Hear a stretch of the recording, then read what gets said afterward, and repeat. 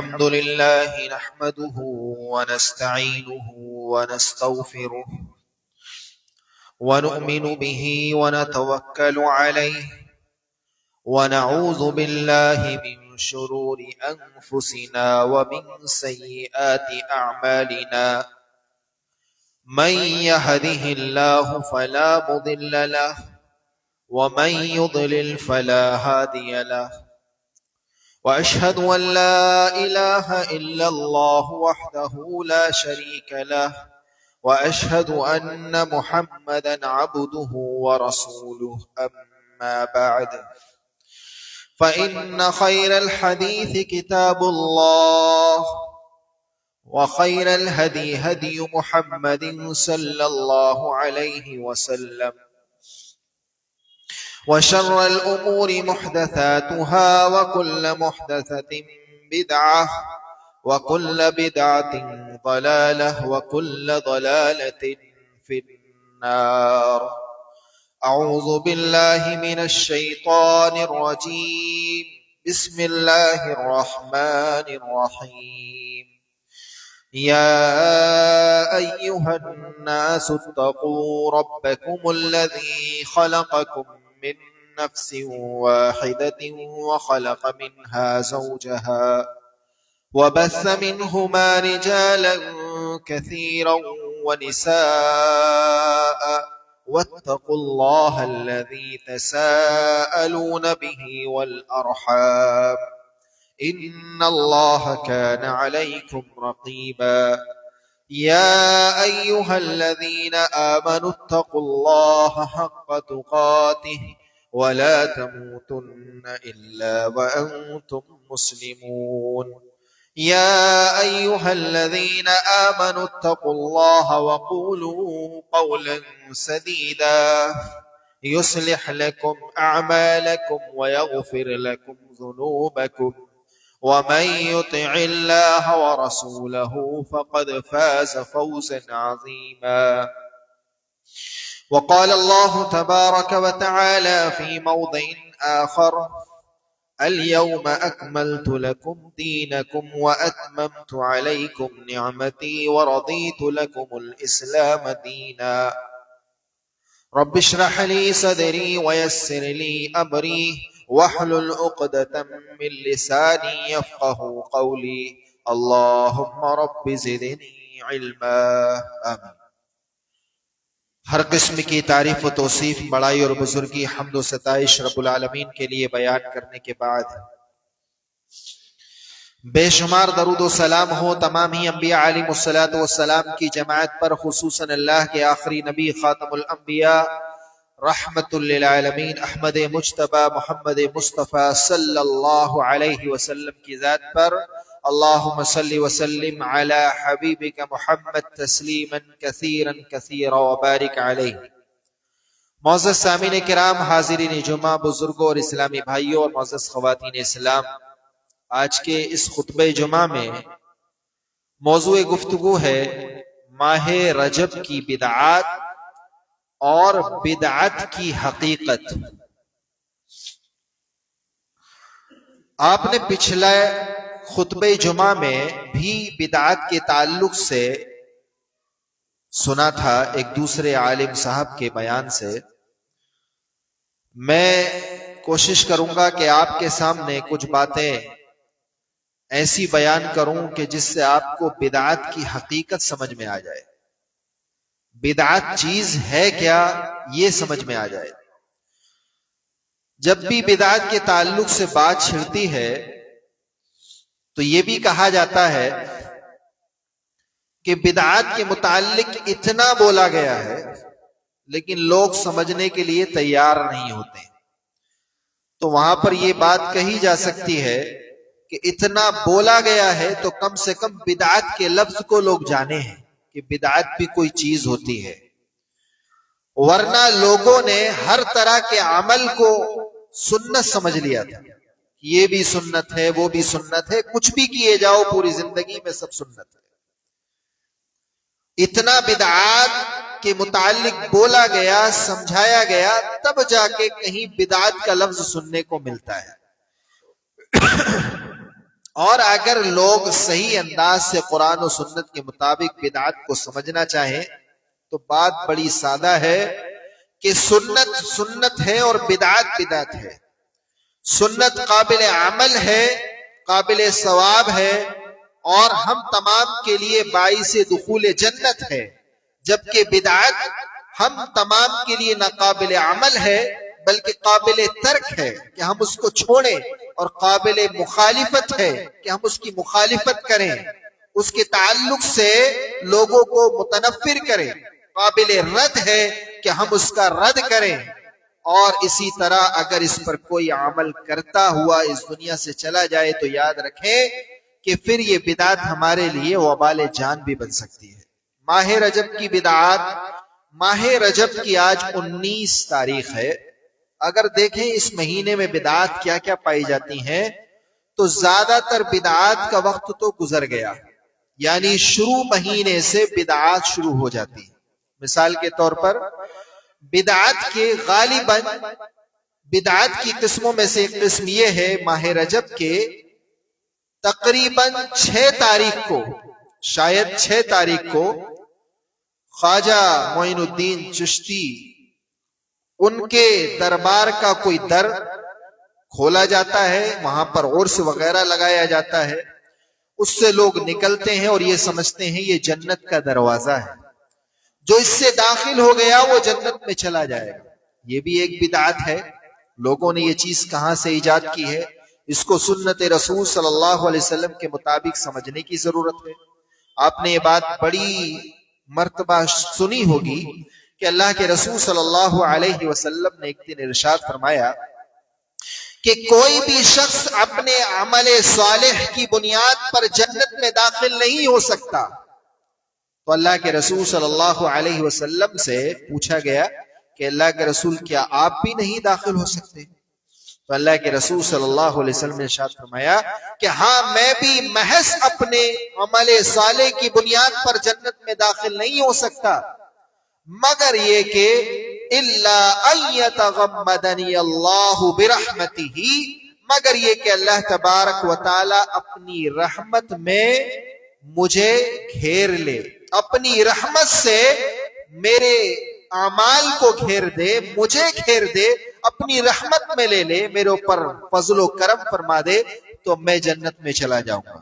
اب آج کا مسلمان سمجھ رہا ہے ادھر تو اللہ کے رسول کا فرمان ہے، ادھر وہ کیا سمجھ رہا ہے کہ یہ دروازہ ہے، اس سے میں اگر داخل ہو گیا تو میں جنتی ہو گیا، اب مجھے جنت سے کوئی روکنے والا نہیں. تو یہ کیا ہے؟ ایک بدعتی عمل ہے. ہمارے اندر بہت ساری خرافات کو جنم دینے کا، ایجاد کرنے کا ذریعہ ہے. اسی طرح سے ایک بدعت یہ بھی انجام دی جاتی ہے اس ماہ رجب میں کہ جب اس مہینے کی پہلی جمعرات ہوتی ہے تو صلاۃ الرغائب پڑھی جاتی ہے. اور رغائب کی نماز ایک خاص انداز سے، خاص صورتیں، خاص تعداد میں پڑھی جاتی ہیں. میں اس کو تفصیل سے بیان نہیں کروں گا، اگر آپ چاہیں تو بعد میں اس کو لوگوں سے جان سکتے ہیں کہ یہ ہے کیا چیز. ویسے جاننے کی ضرورت نہیں ہے جب یہ بدعت ہے. تو صلاۃ الرغائب پڑھی جاتی ہے. یہ کیا ہے صلاۃ الرغائب جو پہلی جمعرات کو پڑھی جاتی؟ بدعت ہے. اس کا کوئی ثبوت قرآن و سنت سے نہیں ہے، من گھڑت روایات ہیں، من گھڑت روایات. خود احناف کے کئی علماء اس کو من گھڑت بتاتے ہیں. کوئی روایت اس کے تعلق سے ضعیف تک بھی نہیں ہے، من گھڑت روایات ہے. صحیح ہونا تو دور کی بات، ضعیف روایت بھی نہیں، یعنی پڑھلے درجے کی بالکل کیا ہے، من گھڑت روایات صلاۃ الرغائب کے تعلق سے. ثواب کتنا؟ اتنا بڑا ثواب ملے گا. اب آج کے مسلمانوں کو یا ہر جگہ، ہر وقت میں، ہر دور میں مسلمانوں کو یہ پوائنٹ بڑا اچھا لگتا ہے، کچھ کرے نہ کرے پوری زندگی میں کوئی ایک عمل ایسا معلوم ہو جائے کہ اس سے ہمارا بیڑا پار ہو جائے. ہاں یہ بہت اچھا عمل ہے. اب ایسا اچھا لگتا ہے اور اس پر عمل کرنے لگتے ہیں. تحقیق کچھ نہیں، وہ کس حدیث سے ثابت ہے، کہاں سے ثابت ہے، اس کے بارے میں کوئی تحقیق نہیں. اور اب تو مزید ظلم یہ ہے کہ علماء ان کے ہی کہتے ہیں کہ نہیں یہ ثابت نہیں ہے، ثابت نہیں ہے، پھر بھی لوگ دیکھا دیکھی میں بس عمل کر رہے ہیں. تو پڑھ رہی ہے تو میں بھی پڑھ رہی ہوں، تو پڑھ رہا ہے تو میں بھی پڑھ رہا ہوں، میرا پڑوسی پڑھ رہا ہے تو میں بھی پڑھ رہا ہوں. یہ سب کیا ہے؟ یہ بھی صلاۃ الرغائب بدعات میں سے ایک بدعت ہے. اسی طریقے سے ایک بدعت یہ بھی ہے کہ اس مہینے میں مخصوص روزے رکھے جاتے ہیں، مخصوص روزے رکھے جاتے ہیں. دیکھیے ماہ رجب اللہ رب العالمین کی طرف سے مقرر کیا ہوا قابل احترام مہینہ ہے. اللہ رب العالمین نے اس کی حرمت رکھی ہے. 4 مہینے 12 مہینوں میں سے قابل احترام بنائے ہیں. اللہ نے 3 مہینے لگاتار ذی القعدہ، ذی الحجہ، محرم، 11واں، 12واں اور پہلا مہینہ، ان کو قابل احترام بنایا. لوگ جنگیں کیا کرتے تھے، ایک دوسرے کی لوٹا ماری کیا کرتے تھے. اللہ نے ان تینوں مہینے کو ایک ساتھ قابل احترام بنایا پرامن ماحول بنانے کے لیے، کیونکہ لوگ حج کرنے کے لیے جاتے تھے، ان سے کوئی لوٹا ماری نہ کرے، ان کی کوئی جان سے کھلواڑ نہ کرے. اللہ تبارک و تعالیٰ نے تینوں مہینوں کو قابل احترام بنا دیا. گناہ تو ہمیشہ گناہ ہے، لیکن اس میں خصوصاً ان تینوں مہینوں میں تم کوئی گناہ نہیں کرو گے، کسی کو نہیں لوٹو گے، کسی کا قتل نہیں کرو گے. اس طرح لوگ آسانی سے حج کر سکتے تھے. اسی طرح یہ ماہ رجب 7واں مہینہ، وہ 11واں 12واں اور پہلا، اور ماہ رجب 7واں مہینہ رمضان سے پہلے پہلے، تاکہ آدمی پہلے کے دور ذرا سوچئے کتنے لمبے لمبے سفر ہوتے تھے کئی دنوں کے، کہ بآسانی مکہ جائے، عمرہ کرے اور واپس آ جائے. اللہ نے یہاں پر 7واں مہینہ قابل احترام بنایا. اس کا احترام کرو، کوئی اس میں لوٹا ماری نہ کرے، کوئی قتل و غارت گیری نہ کرے.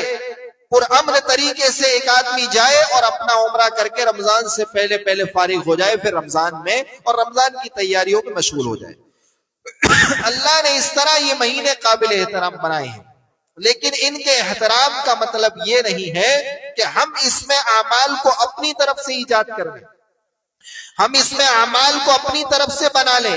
اب اس میں جو روزے متعین کیے گئے ہیں، یہ روزے، اس کے تعلق سے کوئی صحیح حدیث وارد نہیں. کسی خاص دن کا روزہ ہو یا اس کے علاوہ یہ کہا جائے کہ اتنے دن کا روزہ، 15 دن کا روزہ اگر کوئی رکھ لے تو اب تو اس کی پوری زندگی کیا ہو گئی؟ اثر نو شروع ہو گئی ہے، اب اس کا کوئی گناہ نہیں بچا. یہ کہا جاتا ہے ان کی طرف سے، یہ من گڑت بات ہے، یہ ان کی طرف سے کہا جاتا ہے. تو روزوں کی یہ بدعت معاشرے میں اس ماہ رجب کے اندر پائی جاتی ہے.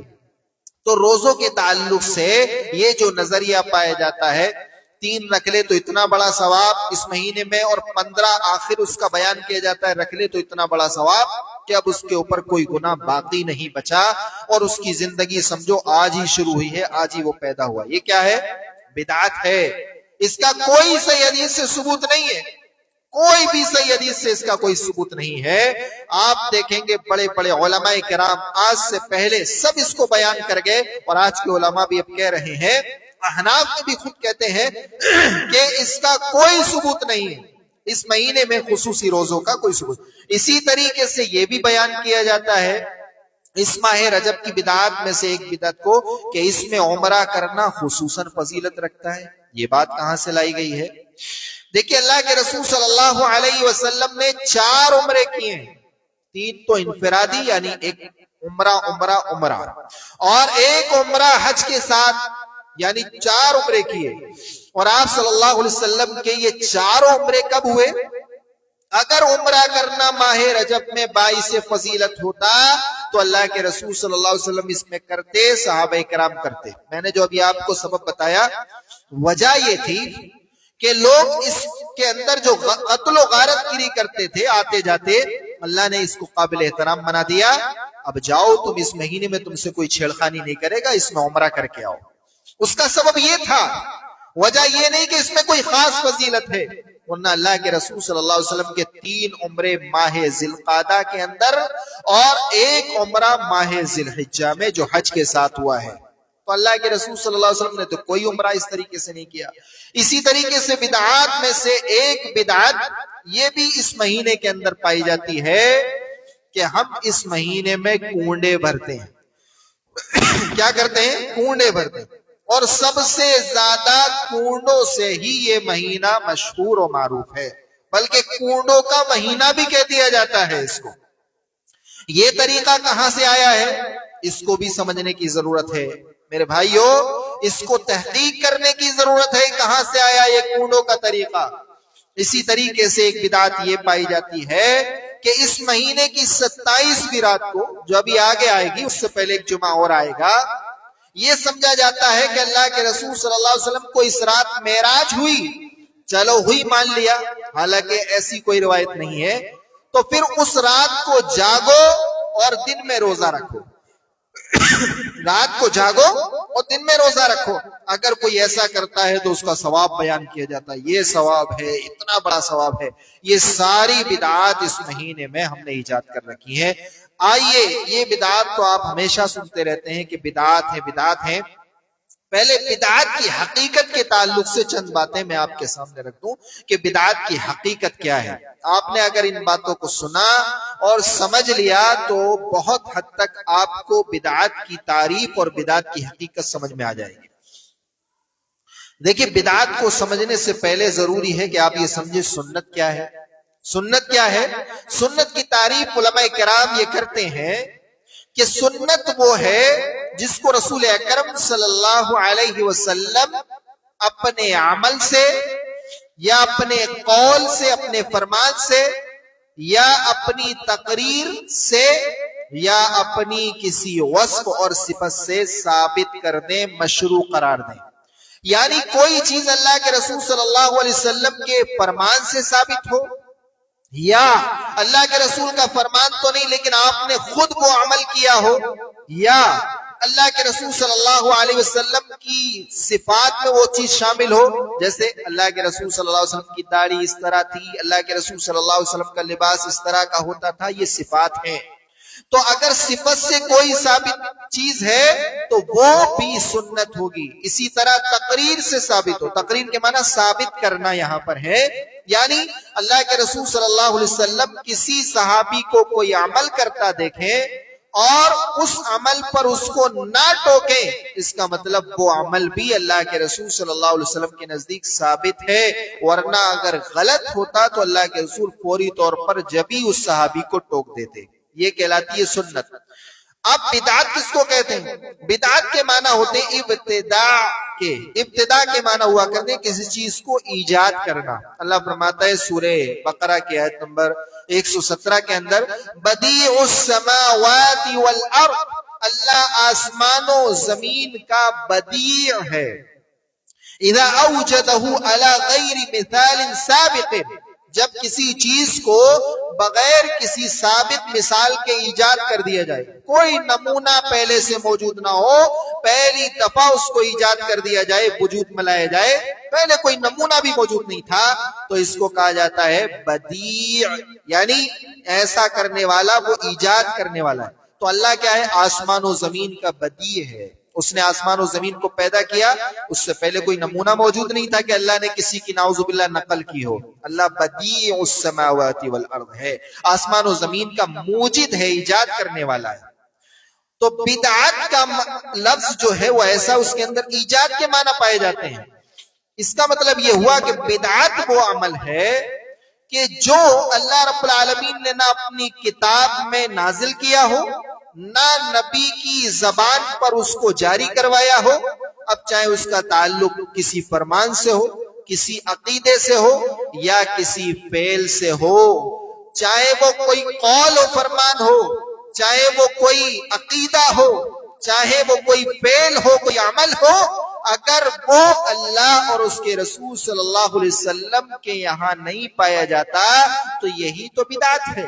اس سے مطلب بدعت وہ چیز ہے کہ جس کو دین کی تکمیل کے بعد زیادتی کے طور پر، بڑھوتری کے طور پر ایجاد کر لیا گیا ہو، جیسے کہ اللہ فرماتا ہے قرآن مجید میں سورہ مائدہ کی آیت نمبر 3 کے اندر، اليوم اکملت لکم دینکم واتممت علیکم نعمتی ورضیت لکم الاسلام دینا، آج میں نے تمہارے لیے تمہارے اس دین کو مکمل کر دیا ہے، اور اپنی نعمت یعنی نعمت اسلام کو تمہارے اوپر تام کر دیا ہے، مکمل کر دیا ہے، اور اسی دین اسلام سے میں راضی ہو گیا. اب یہ مکمل ہے. اب اس کی تکمیل کے بعد اگر کوئی زیادتی کر دی جائے تو یہی تو بدعت ہے، یہی تو بدعت ہے.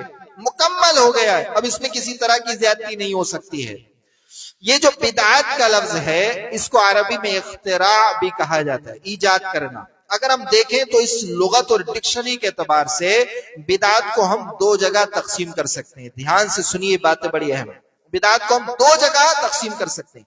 ایک تو اختراع فی العادات اور نمبر دو اختراع فی العبادات، یعنی عادتوں میں کوئی چیز ایجاد کر لینا. اگر عادتوں میں کوئی چیز ایجاد کر لی جائے تو جب تک وہ چیز خلاف سنت نہ ہو یا اس میں کوئی حرام شے نہ پائی جائے وہ حلال ہوگی. مثال کے طور پر لباس پہننا حلال ہوگا جب تک کہ اس میں کوئی کام ایسا نہ پائے جائے جو خلاف سنت ہو، یا کوئی شے لباس کے اندر ایسی نہ پائی جائے جو اللہ نے حرام کی ہو. اب دیکھیے کوئی بھی لباس آپ کے لیے حلال ہوگا، بس شرطیں کیا ہے؟ وہ خلاف سنت نہ ہو، ٹخنوں سے اوپر ہو، اس کا رنگ غیروں سے مشابہ نہ ہو جو غیروں کا مذہبی لباس ہے. اس طرح کی چیز جب تک نہ ہو کوئی بھی لباس آپ کے لیے حلال ہوگا. ساتر ہو، وہ بدن کو ڈھانکنے والا ہو، خلاف سنت نہ ہو، اور اس کے اندر کوئی حرام شے نہ ہو، ریشم کا نہ ہو، مردوں کے لیے عورتیں پہن سکتی ہیں. تو اگر کوئی چیز اس میں فی ذاتی حرام نہ ہو یا اسی طریقے سے وہ خلاف سنت نہ ہو تو وہ حلال ہوگا. اس کو کہتے ہیں اختراع فی العادات، عادتوں میں کوئی چیز ایجاد کرنا. اب جیسے گاڑی ایجاد کر لی، اگر گاڑی کے اندر جب تک کوئی چیز اللہ اور اس کے رسول صلی اللہ علیہ وسلم کی نافرمانی کی طرف لے جانے والی اور ان کی سنت کے خلاف نہ ہو تب تک وہ حلال ہوگی. اب لوگ کہتے ہیں نا، ان باتوں کو نہیں سمجھ پاتے ہیں، تبھی کہتے ہیں کہ ایسے تو گاڑی بھی تمہاری بدعت ہے، ایسے تو ہوائی جہاز میں بیٹھتے تم یہ بھی بدعت ہے، یہ مائک سے بول رہے ہو یہ بھی بدعت ہے. لوگ ایسی الٹی پلٹی کمزور اور بودی دلیلیں لے کر کے آتے ہیں. کس بات کو سمجھانے کے لیے؟ اپنی بدعتوں کا دفاع کرنے کے لیے. میرے بھائیو، عادتوں میں بدعات اس وقت تک جائز ہے جب تک کہ وہ خلاف سنت نہ ہو یا اس میں کوئی چیز بھی ذاتی ہی حرام نہ ہو. دوسری بدعت عبادات میں بدعت. عبادات میں بدعت اصلاً حرام ہے، اس لیے کہ عبادت ساری کی ساری توقیفی ہیں. توقیف کا معنی ہوتا ہے ٹھہر جانا، رک جانا. آپ نے دیکھا ہوگا، آپ قرآن بھی پڑھتے تو اس میں لکھا ہوتا ہے وقف. وقف کے معنی ٹھہرنا ہوتے ہیں. عبادت کے ساری کی ساری توقیفی ہے، یعنی عبادات کا معاملہ ایسا ہے جہاں اللہ اور اس کے رسول نے جہاں ٹھہرا دیا ہمیں وہاں ٹھہرنا ہے. کہا یہ کرو تو یہ کرنا ہے، جہاں پر کچھ نہیں بتایا تو وہاں پر نہیں کرنا ہے. کہا مغرب کی نماز پڑھو تو پڑھنا ہے، مغرب کی نماز 3 پڑھو تو 3 پڑھنا ہے. جہاں پر کچھ نہیں بتایا ہے وہاں پر نہیں کرنا ہے. یہیں پہ ایک نقطہ اور سمجھ سکتے ہیں کہ سنت کی بھی دو قسمیں اس اعتبار سے ہم کر سکتے ہیں، سنت فعلیہ اور سنت ترکیہ. اسی بات کو وضاحت کے لیے میں کہہ رہا ہوں آپ کے سامنے کہ بعض چیزیں اللہ کے رسول نے کی ہے وہ آپ کی سنت فعلیہ ہیں، آپ نے کی ہے. بعض چیزیں آپ نے طاقت رکھتے ہوئے بھی چھوڑ دی ہیں. بھائی آپ بہت سارے اعمال کرتے ہیں، مخصوص دنوں کے روزے رکھتے ہیں، مخصوص دنوں میں کچھ عبادتیں کرتے ہیں، نمازیں پڑھتے ہیں، راتوں کو عبادتیں کرتے ہیں. کیا اللہ کے رسول صلی اللہ علیہ وسلم طاقت نہیں رکھتے تھے کہ آپ وہ دن کا روزہ رکھیں یا آپ اس دن کی اس رات کی عبادت کریں؟ طاقت رکھتے تھے. لیکن آپ نے طاقت رکھتے ہوئے بھی اس رات کی عبادت کو ترک کر دیا، چھوڑ دیا. کوئی ثبوت آپ سے نہیں ہے، یا اس دن کے روزے کو چھوڑ دیا تو یہ سنت ترکیہ ہے، یعنی اس کو چھوڑنا ہی سنت ہے. اور جو آپ نے عمل جیسا کر دیا اس کو کرنا وہ سنت فعلیہ ہے، وہ سنت ہے. تو اختراع فی العبادات، عبادت میں ایک اصل چیز کیا ہے؟ کوئی بھی چیز ایجاد کر لینا یہ اصلاً حرام ہے، کیونکہ یہ ساری عبادات توقیفی ہے. جہاں اللہ ہمیں جیسے لے جائے گا ہم ویسا کریں گے. میرے بھائیو، ایک مرتبہ اس کو ایک مثال سے سمجھیے کہ سعد بن ابراہیم ایک امام ہے، یہ معلوم کرتے ہیں قاسم بن محمد سے.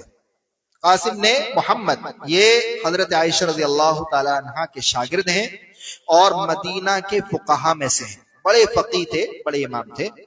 تو سعد بن ابراہیم یہ معلوم کرتے ہیں قاسم بن محمد سے، کیا معلوم کرتے ہیں کہ ایک شخص کے 3 گھر ہیں. اس نے مرتے ہوئے یہ کہا کہ میں اپنے ہر گھر میں سے 1/3 حصے کو اللہ کے لیے وقف کرتا ہوں. 1/3 حصے کی وصیت کر سکتے ہیں نہیں کر سکتے؟ آپ نے سنا ہوگا. تو اس نے مرتے ہوئے کہا کہ میں 1/3 حصے کی وصیت کرتا ہوں، یہ 1/3 حصہ میرے ہر گھر کا اللہ کے راستے میں دے دیا جائے یا فلاں کو دے دیا جائے. آپ اس کے بارے میں بتائیے. فتویٰ پوچھا جا رہا ہے قاسم بن محمد رحمہ اللہ سے، حضرت عائشہ رضی اللہ تعالیٰ عنہ کے شاگرد. انہوں نے کہا کہ یہ سارے سلس جو اس نے کہا کہ ہر گھر سے 1/3 حصہ دے دیا جائے، ان سارے سلس کو ایک ہی گھر میں جمع کر دیا جائے گا. ایسا نہیں کیا جائے گا کہ وہ گھر ہے اس سے بھی 1/3 دیا جائے، یہ والا گھر ہے اس سے بھی 1/3 دیا جائے، یہ والا گھر ہے اس سے بھی 1/3 دیا جائے. بلکہ نہیں، بلکہ ٹوٹل 3 گھروں کو ایک جگہ جمع کر کے 3 گھروں سے 1/3 حصہ دیا جائے گا. اب اس میں ذرا غور کیجئے، جس نے وصیت کی تھی سلس کی، اس کی نیت خراب نہیں تھی، اس کی نیت اچھی تھی. لوگ نیتوں کی بات کہتے ہیں نا، ہماری نیت تو اچھی ہے، ہمارا ارادہ تو اچھا ہے، ہمارا ارادہ تو اچھا ہے. تو اس کی نیت اچھی تھی، بری نیت نہیں تھی. وہ اللہ کے راستے میں 1/3 دے رہا ہر گھر میں سے. لیکن اللہ کے رسول صلی اللہ علیہ وسلم کے عمل کے برخلاف، آپ کے فرمان کے برخلاف وہ وصیت کر رہا تھا. اس لیے امام نے کیا فتویٰ دیا کہ اگرچہ نیت اچھی ہے لیکن عمل سنت کے خلاف ہے. 1/3 مال سے زیادہ، ٹوٹلی 1/3 مال سے زیادہ وصیت کوئی آدمی نہیں کر سکتا. باقی اسی کی اولاد کا ہوگا. وہ دینا چاہتا ہے کہ میں اللہ کے راستے میں دوں، یا میں فلاں کو دے دوں، اپنے کسی پوتے کو دے دوں، کسی رشتہ دار کو دے دوں، وہ 1/3 دے سکتا ہے ٹوٹل مال کا، اس سے زیادہ نہیں دے سکتا. باقی اولاد کا ہی حق ہے یا اس کے وارثین کا حق ہے، جو بھی وارث ہیں، والد وغیرہ جو بھی اگر موجود ہیں. تو اس نے وصیت غلط طریقے پر کی، اس لیے کیا فتویٰ دیا کہ سب کا 1/3 حصہ دیا جائے گا، الگ الگ نہیں دیا جائے، سب کو ایک جگہ جمع کر دیا جائے گا. روایت کون سی پیش کی دلیل میں؟ من عمل عملا لیس علیہ امرنا فہو رد. قاسم بن محمد رحمہ اللہ نے حضرت عائشہ رضی اللہ تعالیٰ عنہ کی ہی روایت کردہ حدیث کو ذکر کیا کہ اللہ کے رسول نے فرمایا جس نے کوئی ایسا کام کیا جس پر ہماری مہر نہیں ہے تو وہ قابل رد ہے. تو اس کی اگرچہ نیت اچھی تھی، ہم کہہ رہے ہیں نیت اچھی ہے، ہماری نیت اچھی ہے، اور ہم قرآن ہی تو پڑھ رہے ہیں، ہم تو روزہ ہی تو رکھ رہے ہیں، ہم نماز ہی تو پڑھ رہے ہیں، سب کچھ آپ کر رہے ہو. اللہ آپ کی نیت بھی دیکھتا ہے اور اللہ آپ کے اعمال بھی دیکھتا ہے کہ سنت رسول کے مطابق ہے نہیں. نیت آپ کتنی بھی اچھی رکھیں، نیت کے ساتھ اگر آپ کا عمل سنت رسول کے مطابق نہیں ہے تو وہ قابل قبول نہیں ہے. بات لمبی ہوتی جا رہی ہے لیکن ابھی کئی اہم باتیں اس میں رہ گئیں. اب یہ جو بدعت فی العبادات ہے، یعنی عبادات میں بدعت، اس کی بھی 2 قسمیں کر لیجئے آپ. اس کی 2 قسمیں، ایک تو قولی بدعت ہے، یعنی قولی فرمان والی، اور اسی طرح عقیدے والی بدعت، اور دوسری عبادات والی بدعت. قولی بدعت ہوا کرتی ہے، یعنی عمل سے اس کا تعلق نہیں، کسی فرمان سے اور عقیدے سے تعلق ہے. جیسے جہمیہ ایک فرقہ ہے، اس کی بہت ساری بدعت ہے. جیسے کہ وہ یہ کہتا ہے کہ اگر کوئی ایمان لے آیا اور اس نے دل سے اللہ کو پہچان لیا، عمل کی ضرورت نہیں ہے اس کو، بس زندگی گزارتا رہا. ایسے لوگ پائے جاتے ہیں ہمارے معاشرے میں بھی. ایمان لے آئے، اب عمل کی ضرورت نہیں ہے، یہ وہیں سے چل رہے ہیں. جہم بن صفوان سے 135 میں اس کی وفات ہے. آپ سوچ رہے ہیں آج کے نئے ہیں؟ نئے نہیں ہے، یہ پرانا کام چل رہا ہے نا، کہ معرفت قلب حاصل ہو گیا، دل سے ہم نے رب کو پہچان لیا، اب عمل کی ضرورت نہیں. ان کی نظر میں ابلیس بھی، شیطان، ان کی نظر میں فرعون بھی بالکل اور آپ بھی ایک درجے میں ہیں. رب کو پہچان لیا، عمل کی کوئی ضرورت نہیں. یہ کیا ہے؟ قولی اور عقیدتاً بدعات ہیں جو جہمیہ فرقے کے اندر پائی. ایسی رافضہ کی بدعات ہے کہ وہ صحابہ کرام کی شان میں گستاخی کرنا اپنے لیے صحیح سمجھتے ہیں، یہ بدعات ہیں. بہرحال اس پر تفصیلی بات ہو سکتی ہے دوسرے انداز سے. تو یہ قولی اور عقیدے کی بدعات ہے. اور دوسری بدعت عبادات میں بدعات، جیسے کہ کوئی بھی شخص کوئی عبادت کرے ایسے جیسے اللہ اور اس کے رسول صلی اللہ علیہ وسلم کا طریقہ نہ ہو، تو وہ کیا کہلائے گی؟ عبادت کے اندر بدعت. اب اس عبادت کے اندر بدعات کی بھی 2 قسمیں ہیں، ایک بدعت حقیقت اور ایک بدعت اضافت. بدعت حقیقت کیا ہے؟ ایسی بدعت کو ایجاد کر لینا، ایسے عمل کو ایجاد کر لینا جس کا سرے سے کوئی ثبوت بھی نہ ہو، حقیقت میں وہ بدعت ہے. جیسے کہ عید میلاد النبی منانا جس کا سرے سے کہیں تک کوئی ثبوت حدیث اور قرآن میں نہیں ہے، یہ کیا بدعت حقیقت ہے. کیا ہے یہ؟ بدعت حقیقت ہے. بدعت اضافت کیا ہے؟ مثالیں اور بھی ہو سکتی ہیں، میں جلدی اس کو سمجھا رہا ہوں. بدعت اضافت ہے کہ اصل عمل تو ثابت ہوتا ہے لیکن اس میں کوئی چیز اضافہ کر لی جاتی ہے. مثال کے طور پر وقت، تعداد یا کیفیت میں اضافہ کر لیا جاتا ہے. جیسے کہ آپ مثال سے سمجھیے، روزہ رکھنا ثابت ہے، اچھا عمل ہے، آپ روزہ رکھیے. جمعہ کو چھوڑ کر کے آپ سنیچر، اتوار، پیر جمعرات یا اس کے علاوہ ہر مہینے کے 3 دن کے روزے، اصل عمل ثابت ہے.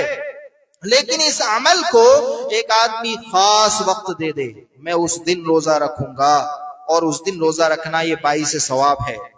یا کوئی نماز ہے، جیسے 3 رکعت مغرب کی نماز ہے، تو اصل تو عبادت ثابت ہے. اب اس کی کیفیت کو آدمی بدل دے، میں 4 رکعت پڑھوں گا تاکہ مجھے ثواب زیادہ ملے، تو کیفیت بدل دے، تعداد بدل دے، یہ بدعت اضافت کہلاتی ہے. اصلاً تو عبادت ثابت ہوتی ہے لیکن اس کا وقت بدل دیا جاتا ہے، کیفیت بدل دی جاتی ہے، تعداد میں گڑبڑی کر دی جاتی ہے. ذکر و اذکار کرنا ثابت ہے، اچھی بات ہے، ذکر و اذکار کیجئے، لیکن اتنی بار ذکر و اذکار کروں گا اور اتنی بار ذکر و اذکار کرنا یہ سنت ہے، یہی اس عمل کو بدعت بنا سکتا ہے. اس کو بدعت اضافت کہا جاتا ہے.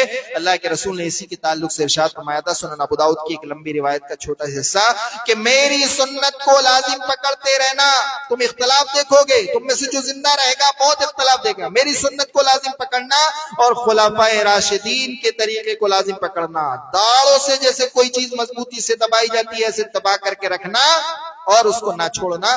تو اللہ کے رسول نے فرمایا سنت کو لازم پکڑو. یہ بدعات جو ہیں، بدعت اضافت، یہ ہمارے سماج میں سب سے زیادہ پائی جاتی ہیں. کسی بھی عمل کو جو اصلاً ثابت ہے، کوئی خاص وقت دے دیتے ہیں، خاص کیفیت دے دیتے ہیں، خاص تعداد میں. میرے بھائی اس کیفیت میں، اس تعداد میں، اس وقت میں یہ کون سی حدیث سے ثابت ہے؟ اس کو ثابت کرو. 15ویں شعبان کا روزہ رکھنا کون سی حدیث سے ثابت ہے؟ صحیح حدیث سے ثابت کرو. روزہ رکھنا اپنے آپ میں اچھا ہے لیکن 15ویں شعبان کو رکھو گے، اس کو خاص دن دے دیا گیا، خاص ثواب اس کا بیان کر دیا گیا، یہی تو بدعت اضافت میں ہے. یہ بدعات ہیں.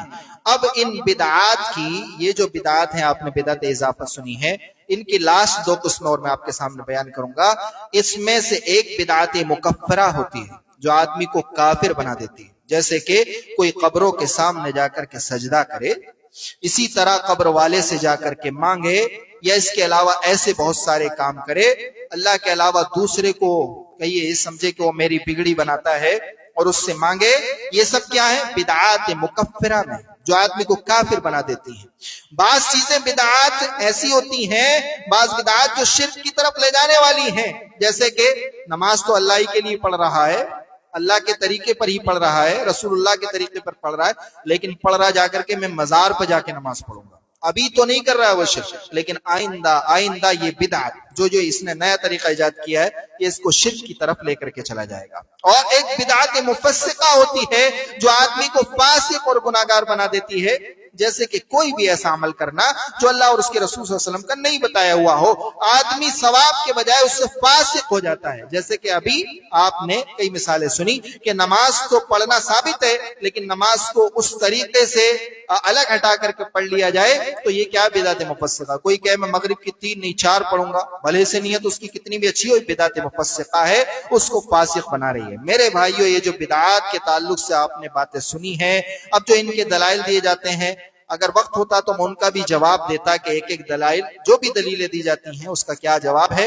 اب آپ اپنے سامنے یہ باتیں رکھ کر کے سوچئے کہ یہ جو کنڈے بھرے جاتے ہیں، کیا کنڈے بھرنا اللہ اور اس کے رسول صلی اللہ علیہ وسلم سے ثابت ہے؟ ائمہ کرام سے ثابت ہے؟ صحابہ سے ثابت ہے؟ ارے بھائیو، یہ تو آپ کے اپنے ائمہ سے بھی ثابت نہیں ہے، کسی سے ثابت نہیں ہے. بس ہم تقلید میں، دیکھا دیکھی میں ایسے اندھے ہو گئے، کرتے چلے جا رہے ہیں. کوئی ہمیں پتا نہیں کہ ہم نے کیوں یہ عمل کر رکھا ہے. دیکھیے، کہتے ہیں امام جعفر رحمہ اللہ نے کہا کہ میرے نام کے کنڈے بھرو 22 رجب کو، تو میں اس کی بخشش کراؤں گا، اور نہ کرا پایا تو میرا دامن ہے اور اس کا ہاتھ ہوگا. نعوذ باللہ. امام جعفر صادق رحمہ اللہ اہل بیت میں سے ہیں. ہم پہلی بات تو یہ مانتے ہیں کہ انہوں نے ایسی بات کہی نہیں ہے. اب اچھا، منسوب کیوں کیا گیا ان کی طرف؟ یہ رافضیوں نے اور شیعوں نے منسوخ کیا تاکہ اس عمل کو بڑھاوا دیں۔ اصلاً معاملہ یہ تھا کہ حضرت معاویہ رضی اللہ تعالیٰ کے دور میں ان شیعوں پر بڑی زبردست قدغن لگائی گئی، کوئی فتنہ یہ نہیں اٹھا سکتے تھے، یہ چپ ہو گئے، خاموش ہو گئے۔ اب 22 رجب کو حضرت معاویہ رضی اللہ تعالیٰ عنہ کا انتقال ہو گیا تو انہوں نے مارے خوشی کے اعلان تو نہیں کر سکتے تھے، علل اعلان تو مٹھائیاں نہیں بانٹ سکتے تھے، اپنے گھروں میں چپ کے کونے بنائے، یہی ٹکیاں بنائی میٹھی میٹھی اور اس کو آپس میں تقسیم کیا۔ اس کو کہا جاتا ہے کونے بھرنا۔ ایجاد ان کی تھی اور مسلمانوں نے، ہمارے اہل سنت نے، چاہے وہ کوئی بھی ہو، اہل سنت میں سب آتے ہیں، چاہے وہ دیوبندی ہوں، بریلوی ہوں، اہل حدیث ہوں اور مسالک ہوں، یہ سب اہل سنت میں آتے ہیں۔ کوئی یہ کہے کہ میں اہل سنت کا ٹھیکیدار ہوں، ایسا نہیں ہے، سب اہل سنت میں آتے ہیں۔ انہوں نے ان سے طریقہ لے لیا، پتہ ہی نہیں کہ ہم نے کیوں کر رکھا ہے۔ اب شیعوں نے خوشی منانے کے لیے ایسا ایجاد کیا، اور یہ کہاں لکھا گیا یہ واقعہ کہ امام جعفر نے کہا، جو ان کی طرف منسوخ کر دیا گیا۔ ایک کتاب ہے داستان عجیب، اس کا کتاب کا نام ہی کیا ہے؟ داستان عجیب۔ اس میں یہ لکھ دیا گیا، میرے بھائیو کیسی کیسی کمزور دلائل کے ساتھ، بلکہ اس کا کوئی حوالہ بھی نہیں ہے، وہاں پر کوئی ثبوت بھی نہیں ہے، اور امام جعفر رحم اللہ کی طرف اس کو منسوخ کر دیا گیا۔ جو اہل بیت میں سے یہ طریقہ ماننے کا اہل بیت کو کہ وہ کہہ رہے ہیں میرے نام کی نظر و نیاز کرو، نعوذ باللہ، کوئی بھی اہل بیت میں سے کوئی ایسا نہیں کہہ سکتا کہ اس کے نام سے کوئی چیز ذبح کرو، اس کے نام سے کوئی چیز تقسیم کرو، اس کے نام سے کوئی چیز بانٹو، ایسا نہیں کہہ سکتا کوئی بھی اہل بیت میں سے۔ دوسرے کہہ کیوں رہے ہیں؟ یہ اس لیے کہہ رہے ہیں کہ اس لیے کہ اس کے پس پردہ ان کے ہاں حضرت معاویہ رضی اللہ تعالی عنہ کی وفات پر خوشی منانا ہے، یہ کونے بھرنے کی حقیقت۔ اب ہماری خواتین یہ تو سوچتی نہیں ہے کہ ہم کیوں کر رہے ہیں، بس کرنا ہے تو کرنا، چلتے چلے آ رہے ہیں، ہم کرتے چلے آ رہے ہیں، کرتے چلے آ رہے ہیں تو کرتے چلے جائیں گے، بس یہ ایک ان کے پاس دلیل ہے۔ اور بھی بہت ساری دلیلیں ان کی طرف سے دی جاتی ہیں ایک بدعت کو عمل میں لانے کی۔ انشاءاللہ آئندہ اگر اللہ نے توفیق دی تو ان باتوں کو آپ کے سامنے رکھا جائے گا۔ اللہ سے دعا ہے کہ اللہ تبارک و تعالی ہم تمام کو عمل صالح کی توفیق عطا فرما، اس بدعات کو بدعات سمجھنے اور تمام بدعات سے نفرت کرنے کی اور ان سے عوام کو، اپنے سماج کو باخبر کرنے کی اللہ ہم تمام کو توفیق عطا فرما۔ رب العالمین ہم تمام کو موحد بنا دے، شرک و بدعات سے دور فرما دے، جو مقروض ہیں ان کے لیے آسانیاں فرما دے، جو بیمار ہیں ان کو شفاء کاملہ عاجلہ عطا فرما دے، مسلمانوں کی اپنے غیب سے مدد فرما دے۔ رب العالمین ہم تمام کو کہنے اور سننے زیادہ عمل کی توفیق عطا فرما دے، اور ہمارے اعمال کو خصوصی طور پر اپنے فضل و کرم سے قبول فرما لے۔ آمین۔ وآخر دعوانا الحمدللہ رب العالمین۔